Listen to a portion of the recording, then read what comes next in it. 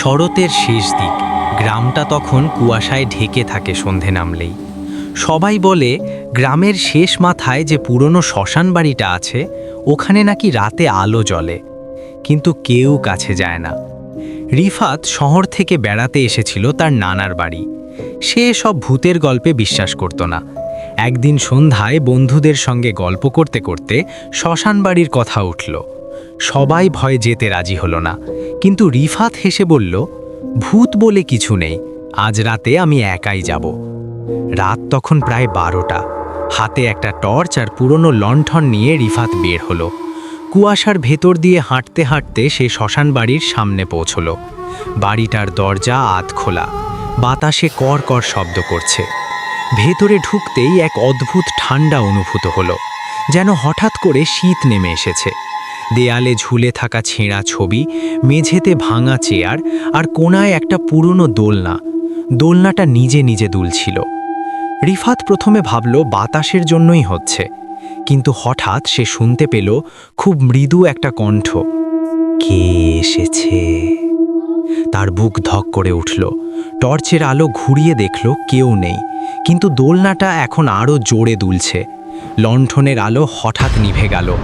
অন্ধকারের মধ্যে সে দেখল দরজার কাছে একটা ছায়া দাঁড়িয়ে আছে।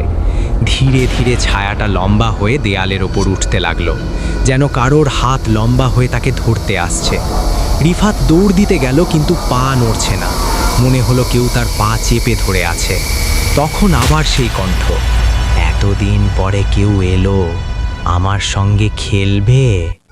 হঠাৎ টর্চের আলোতে দেখা গেল একটা ছোট মেয়ের অবয়ব, সাদা কাপড় পরা, চুল মুখের উপর পড়ে আছে। সে ধীরে ধীরে মাথা তুলল, চোখ দুটো পুরো কালো। রিফাত চিৎকার করতে চাইল, কিন্তু গলা দিয়ে শব্দ বেরোলো না। মেয়েটা দোলনায় বসে পড়ল আর দোল খেতে খেতে হাসতে লাগলো। সেই হাসির শব্দে পুরো বাড়িটা কেঁপে উঠল। তারপর হঠাৎ সব চুপ। টর্চ আবার জ্বলে উঠল। সামনে কেউ নেই, দোলনাও থেমে গেছে। রিফাত কোনো মতে দৌড়ে বাড়ি ফিরে এলো। দরজা বন্ধ করে সারা রাত জেগে থাকল।